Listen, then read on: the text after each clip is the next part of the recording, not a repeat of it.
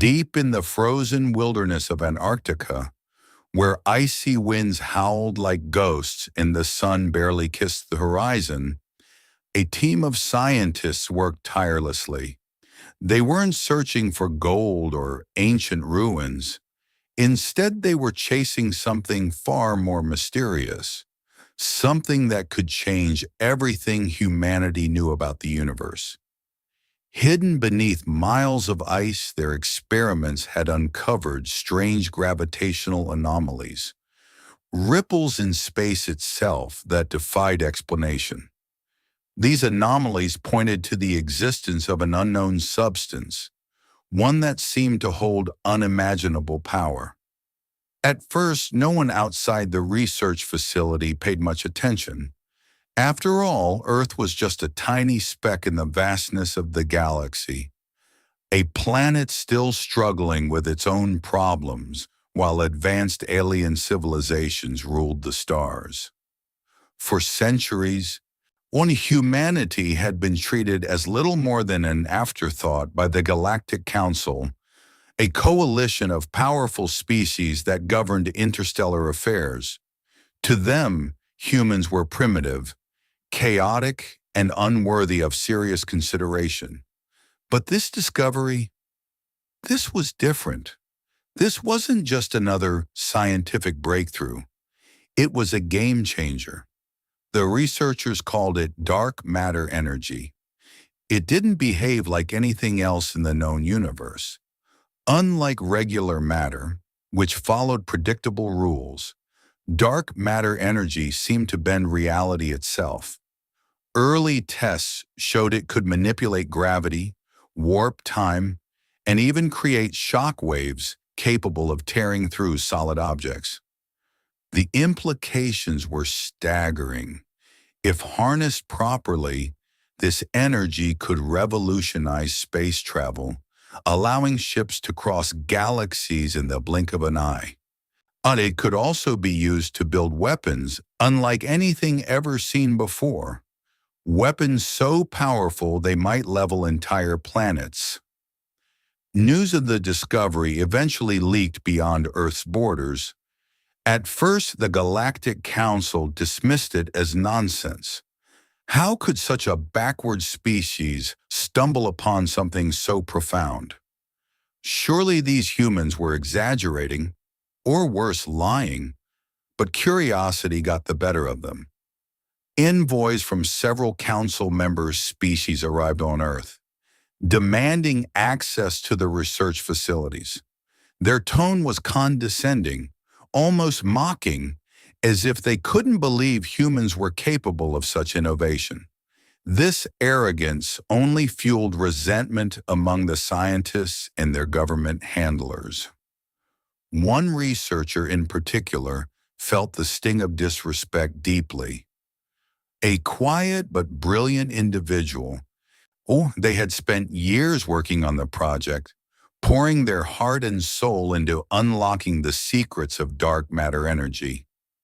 Now, here were these aliens, waltzing in like overlords, treating humanity like children who needed supervision. That researcher decided then and there that Earth wouldn't bow to anyone, not the Council, not anyone. If humanity wanted respect, it would have to earn it. Behind closed doors, a secret initiative began. Using the data collected during the initial experiments, the researcher led a small team to develop technology that could harness dark matter energy for military purposes. It wasn't an easy task. The substance was volatile, unpredictable, and incredibly dangerous to work with. Accidents happened, explosions, equipment failures, near misses, but the team pressed on, driven by a mix of pride, fear, and determination. Slowly but surely, they made progress. Word of the covert project spread, sparking heated debates within Earth's leadership. Some argued that militarizing dark matter energy was reckless and unnecessary.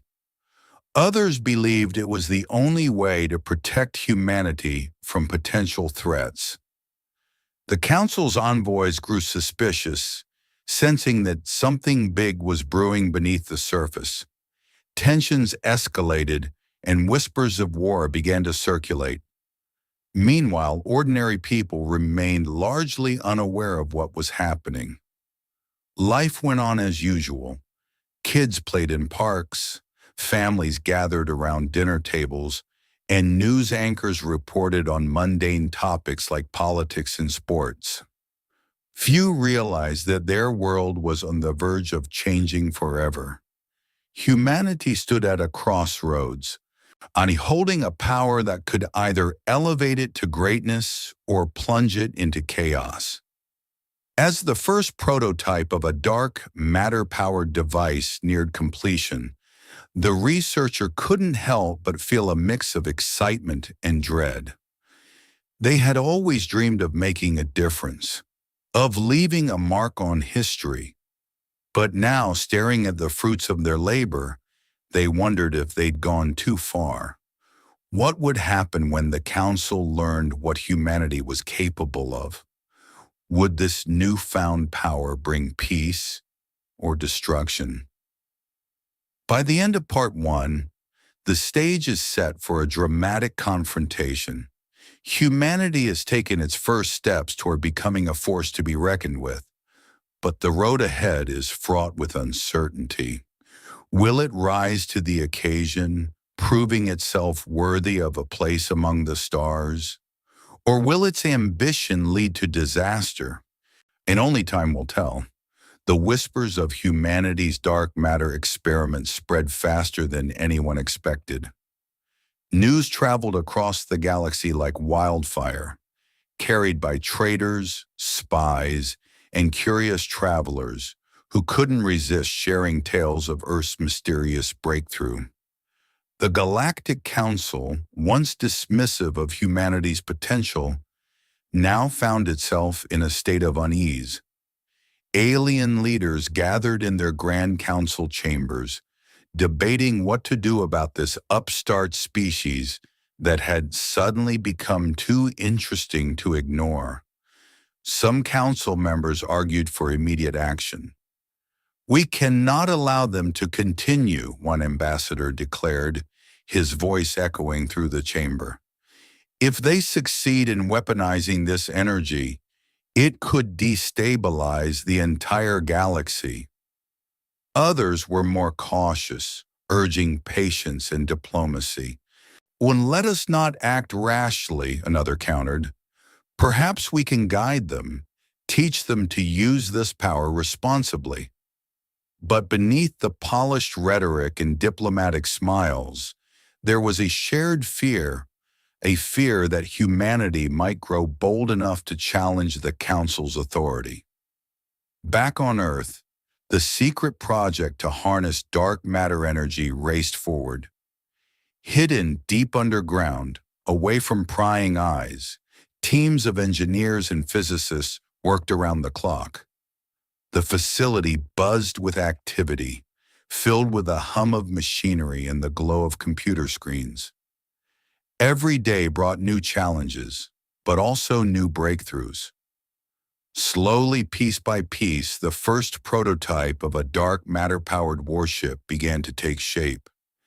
At the heart of the operation was a young engineer, someone who had joined the project out of curiosity and a desire to make a difference. They weren't a soldier or a politician, just an ordinary person thrust into extraordinary circumstances. At first, they had been excited by the possibilities, imagining a future where humanity could explore the stars and defend itself against any threat. But as the project progressed, doubts began to creep in. One evening, after a long day of testing, the engineer sat alone in the dimly lit control room, staring at the schematics displayed on the screen. Their mind wandered to the implications of what they were building. This wasn't just a ship, it was a weapon, capable of unleashing forces that could reshape planets and destroy civilizations. What if something went wrong? What if the Council retaliated? And even if everything went according to plan, what kind of message would humanity be sending to the rest of the galaxy?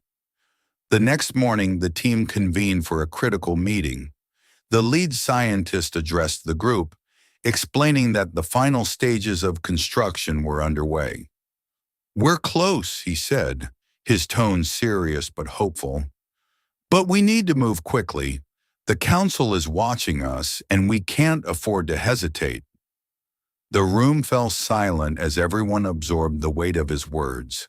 For some, it was a call to action, a chance to prove humanity's worth. For others, it was a sobering reminder of the stakes involved. Despite their reservations, the young engineer threw themselves back into the work. They knew the project couldn't stop now, not when so much depended on its success. Over the following weeks, the team pushed themselves to their limits, into solving problems and overcoming obstacles that seemed insurmountable. Finally, the day arrived when the first dark matter warship was ready for its inaugural test. The launch site was located in a remote desert, far from populated areas. A crowd of officials, scientists, and technicians gathered to witness the event, their faces a mix of excitement and apprehension. As the countdown began, the air crackled with anticipation. When the engines roared to life, the ground trembled and the ship ascended into the sky, leaving behind a trail of shimmering light. It was unlike anything anyone had ever seen, a vessel powered by raw, untamed energy. For a moment, everyone held their breath, waiting to see if the ship would hold together.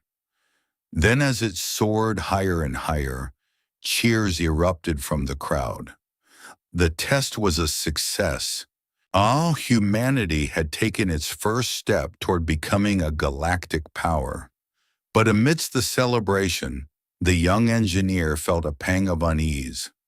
They watched the ship disappear into the horizon, wondering if they had just opened Pandora's box. News of the successful test reached the Galactic Council almost immediately. Panic rippled through their ranks as they realized the full extent of humanity's capabilities. Emergency sessions were called, and plans were drawn up to deal with this emerging threat. Some advocated for diplomacy, hoping to negotiate a peaceful resolution. Others called for military intervention, arguing that humanity needed to be stopped before it was too late. On Earth, reactions were mixed. While many celebrated the achievement as a triumph of human ingenuity, others voiced concerns about the consequences. Protests broke out in cities around the world, with demonstrators holding signs that read, "Peace, not war," and "No to galactic conflict." Politicians debated whether to reveal the existence of the warship to the public or keep it hidden until further notice. The young engineer became a reluctant figurehead for the anti-war movement, speaking out about the dangers of escalating tensions with the Council. As days turned into weeks, humanity found itself caught in a precarious position. On one side was the promise of power and independence. On the other, the risk of alienating the very beings who had long considered Earth irrelevant. The Council's envoys returned, this time with a clear ultimatum: surrender all research related to dark matter energy or face annihilation. The choice was stark, and the pressure mounted. By the end of Part 2, humanity stands on the brink of war, armed with a weapon no one fully understands. The young engineer grapples with guilt over their role in creating the technology, torn between pride in their accomplishments and dread of the destruction it might unleash. The stage is set for a confrontation that will determine not only Earth's fate, but the future of the entire galaxy.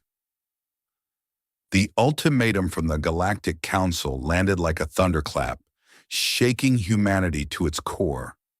Surrender all research related to dark matter energy or face annihilation. It was a demand that left no room for negotiation, no chance for compromise. For days, Earth's leaders huddled in secret meetings, debating their next move. Some argued that compliance was the only way to avoid disaster, and others insisted that giving in would mean surrendering not just their technology, but their dignity as well. In the end, humanity chose defiance. The decision wasn't made lightly, nor was it unanimous. Deep divisions remained, with protests erupting across the globe. People marched through streets holding banners that read "No to War" and "Protect Our Future." Yet despite the unrest, there was also a growing sense of resolve. Humanity had spent centuries being underestimated, dismissed as insignificant by those who ruled the stars. Now, armed with a power that could level entire fleets, Earth stood ready to prove itself. Behind closed doors, military strategists worked tirelessly to prepare for what many saw as inevitable: a clash with the Galactic Council. Using the prototype warship as a blueprint, when engineers scrambled to construct additional vessels, each ship was a marvel of engineering, powered by dark matter energy and equipped with weapons capable of bending space-time itself. These weren't ordinary warships. They were instruments of raw, unbridled force. At the center of it all was the young engineer who had helped bring the project to life. Their role had shifted over time, from curious scientist to reluctant warrior. They spent long hours overseeing the construction process, ensuring every detail was perfect. But as the days passed, their doubts grew heavier.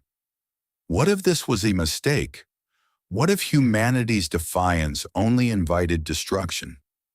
One evening, unable to sleep, the engineer wandered onto the launch site. The desert air was cool and still, broken only by the distant hum of machinery. In rows of dark matter warships stood silhouetted against the horizon, their sleek forms gleaming under the moonlight. It was a sight both awe-inspiring and terrifying. Standing there, the engineer couldn't help but wonder how far they had strayed from their original goal.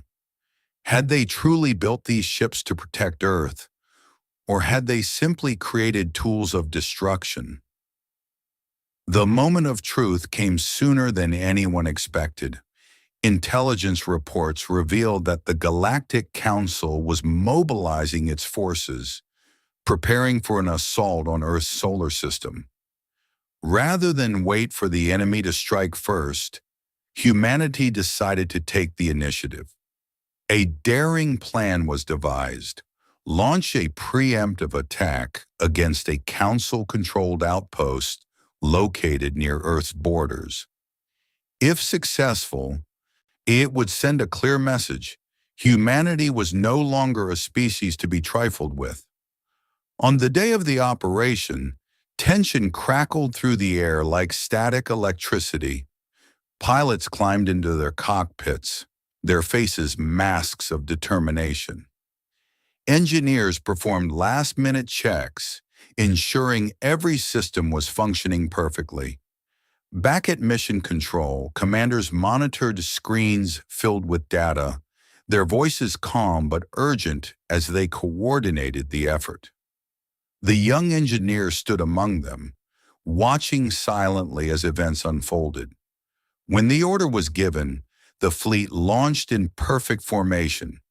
Engines roared to life, propelling the ships into the void of space. As they approached the target, The Council's defenses sprang to life, unleashing a barrage of missiles and laser fire. But the dark matter warships were unlike anything the enemy had ever faced.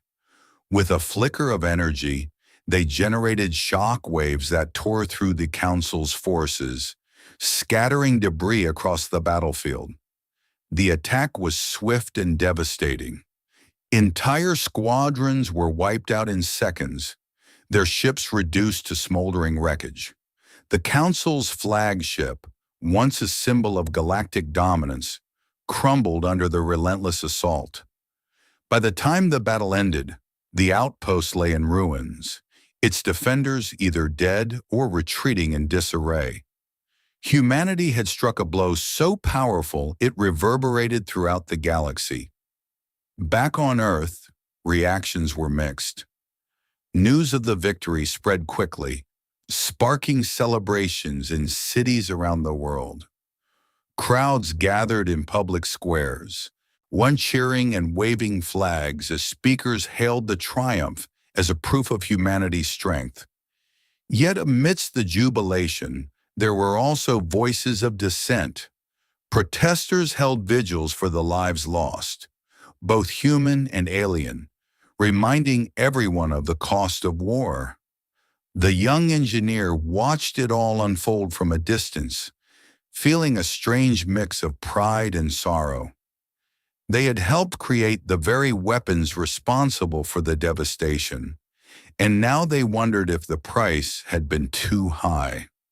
Across the galaxy, the Council reeled from the shock of defeat. Never before had they faced such a formidable opponent. Fear rippled through their ranks, mingling with anger and disbelief. How could a supposedly primitive species wield such destructive power? Some began to question whether humanity should be treated as an equal rather than a subordinate. Others called for retaliation, vowing to crush Earth's rebellion once and for all. As word of the attack spread, alliances began to shift. Alien civilizations that had long resented the Council's authority started to reconsider their loyalties. Whispers of rebellion echoed through the stars, inspired by humanity's bold defiance. Meanwhile, rogue factions within the Council sought to exploit the chaos, plotting schemes that could further destabilize the fragile balance of power.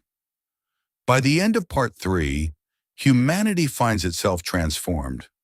No longer seen as weak or insignificant, Earth has proven itself a force to be reckoned with.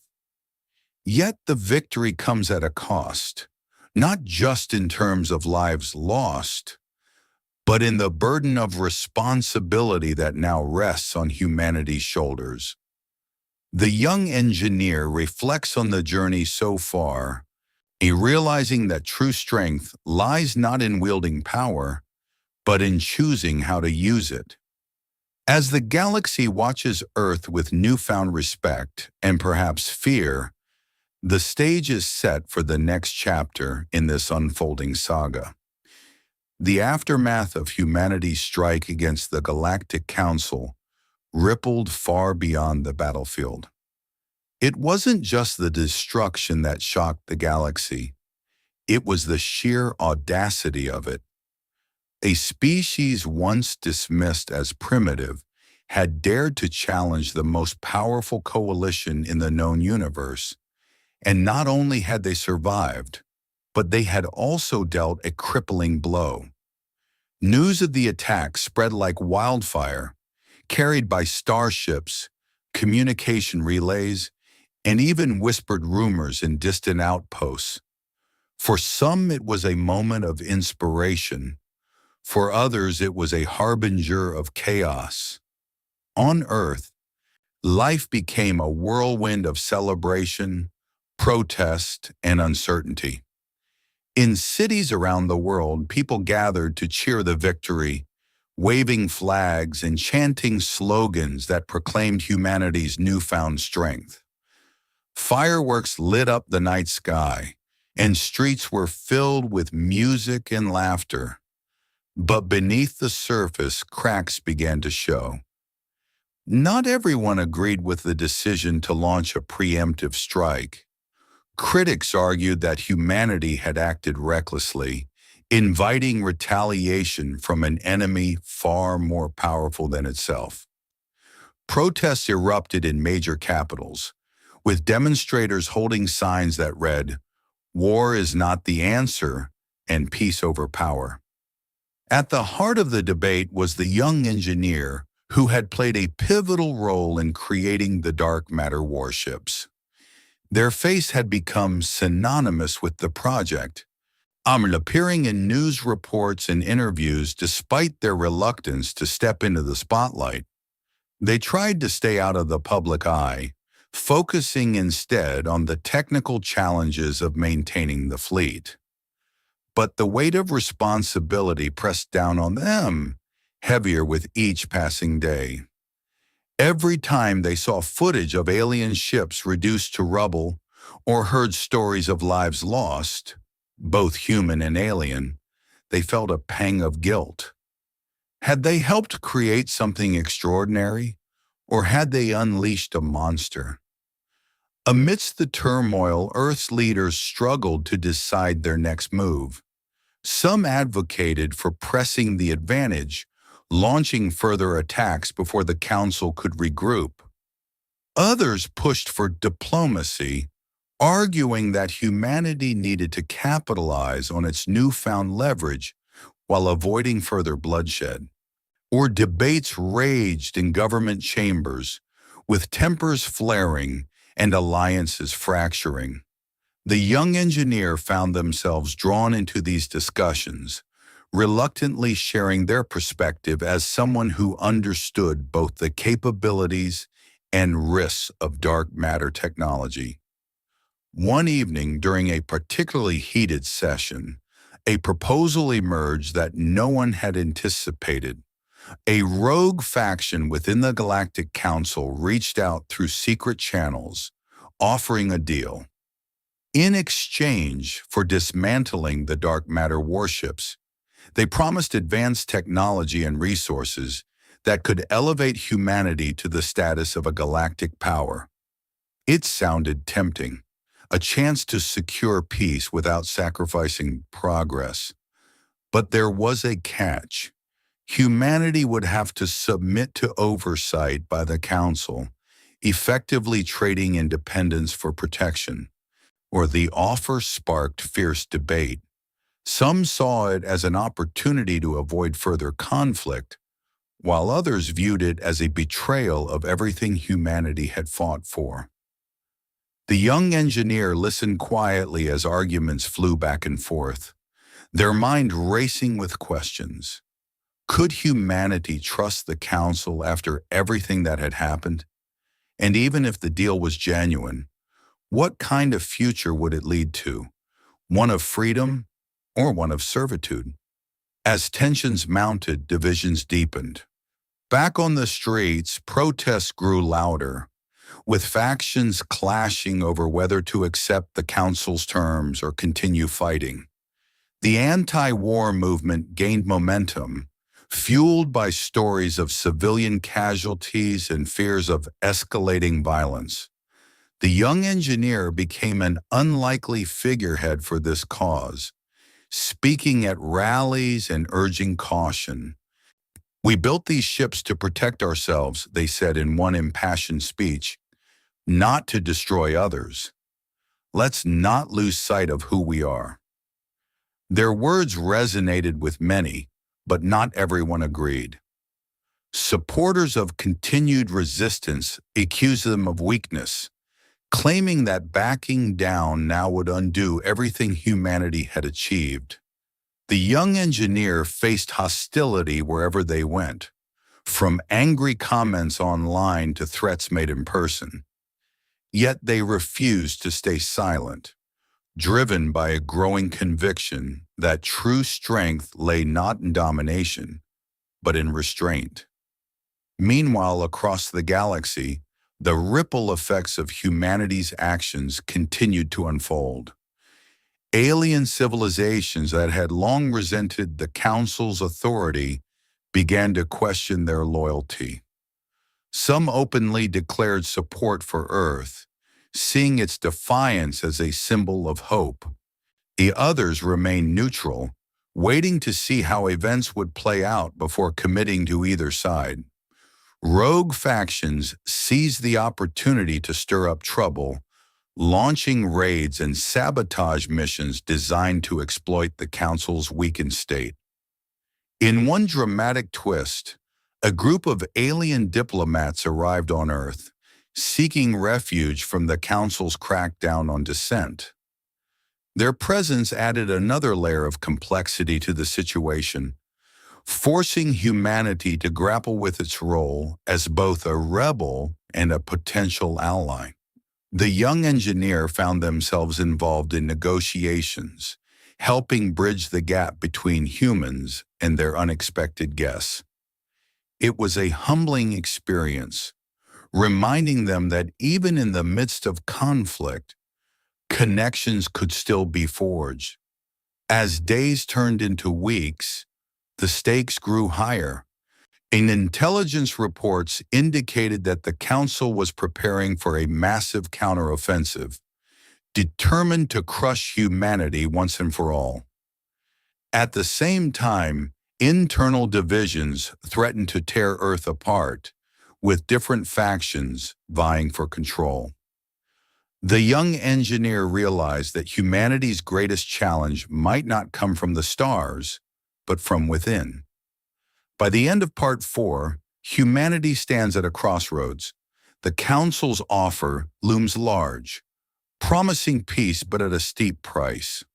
The anti-war movement gains ground, urging restraint and diplomacy, while hawks push for continued aggression.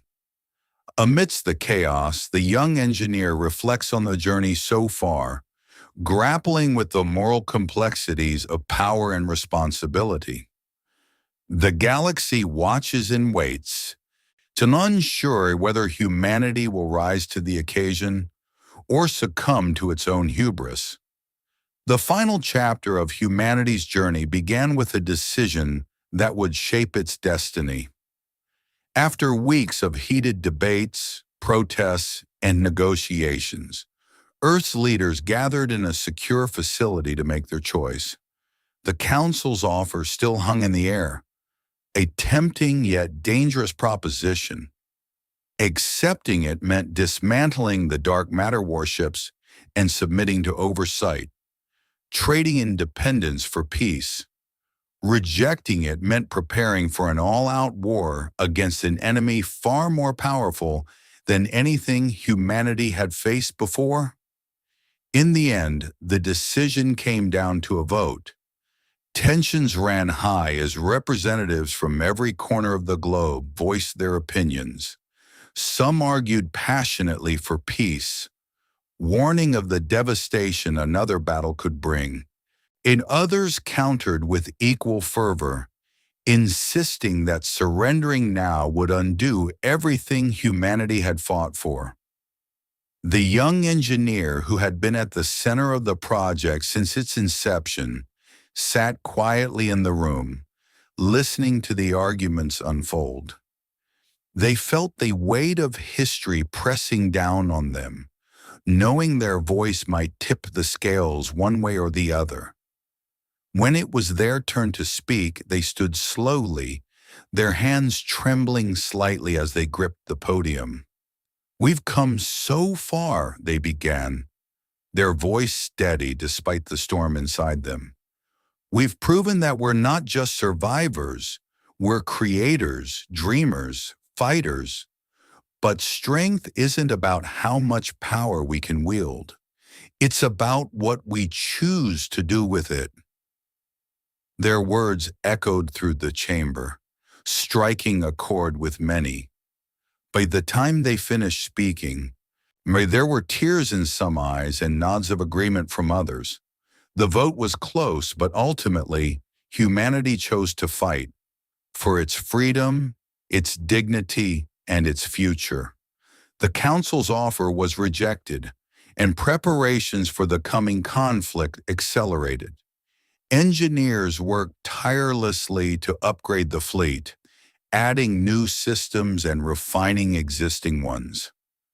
Soldiers trained day and night, honing their skills for battles that would test the limits of courage and endurance. Civilians rallied together, donating resources and volunteering their time to support the war effort. Humanity wasn't just fighting for survival anymore. It was fighting for something greater, a place among the stars. As the days passed, intelligence reports painted a grim picture. The Council had mobilized its full might, assembling a massive armada that dwarfed anything humanity could muster. Alien ships poured into the solar system, their engines lighting up the void like fireflies in the night. Fear spread across Earth, but so did determination. People knew the odds were against them, but they also knew they couldn't back down.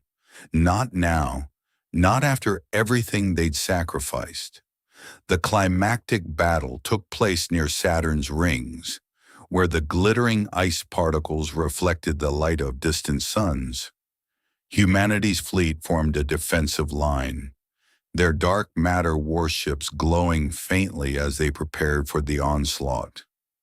On the bridge of the flagship, commanders exchanged tense glances, their faces pale but resolute. Pilots clenched their controls, hearts pounding as they awaited the order to engage. Back on Earth, billions watched live broadcasts, holding their breath as the two forces converged. When the fighting began, it was unlike anything anyone had ever seen. The Council's ships unleashed waves of energy weapons, filling space with blinding flashes and deafening explosions. But humanity's warships responded with devastating precision, generating shock waves that tore through enemy formations like paper. For every Council vessel destroyed, however, two more seemed to take its place. The battle raged on for hours, each side refusing to yield. Amidst the chaos, the young engineer found themselves aboard one of the warships, overseeing critical repairs in real time. They moved quickly between stations, shouting instructions and lending a hand wherever needed. Despite the danger, they felt a strange sense of clarity. This was why they had dedicated their life to science, to push boundaries, solve problems, and make a difference. Now standing shoulder to shoulder with soldiers and technicians, they realized that their work wasn't just about building machines, it was about protecting people. As the tide of the battle shifted, hope flickered like a candle in the wind. Humanity's forces were outnumbered and outgunned, but they fought with a ferocity that surprised even their enemies. Slowly, painfully, they began to gain ground. Council ships retreated, their once unstoppable armada crumbling under the relentless assault. Cheers erupted on the bridges of human vessels, but the young engineer remained focused. Victory wasn't guaranteed yet, and they knew better than to celebrate too soon. Finally, after what felt like an eternity, the Council signaled its surrender. Its remaining forces withdrew, leaving behind a field of debris and drifting wreckage. Humanity had won, but at a tremendous cost. Countless lives had been lost, both human and alien, and entire planets bore scars from this conflict. As news of the victory reached Earth, celebrations erupted around the world. Fireworks lit up the sky, and crowds filled the streets, singing songs of triumph and resilience. Yet amidst the joy, there was also mourning, for those who wouldn't return home and for the destruction wrought by war. In the weeks that followed, humanity faced the daunting task of rebuilding. Diplomatic efforts resumed, this time with Earth treated as an equal rather than a subordinate.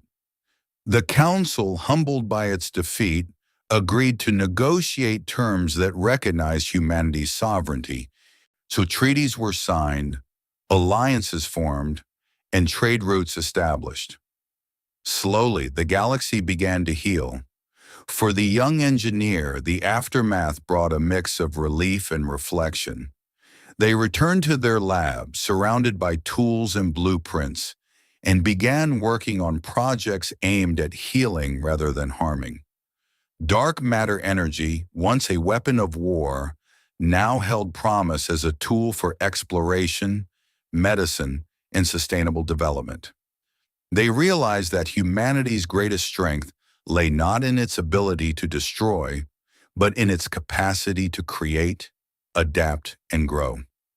As the years passed, humanity's story became legend, a tale of defiance, sacrifice, and ultimate redemption. The young engineer grew older, their hair streaked with gray, but their passion never waned. They often visited schools and universities, sharing their experiences with younger generations. We didn't win because we were stronger, they would say. We won because we believed in something bigger than ourselves,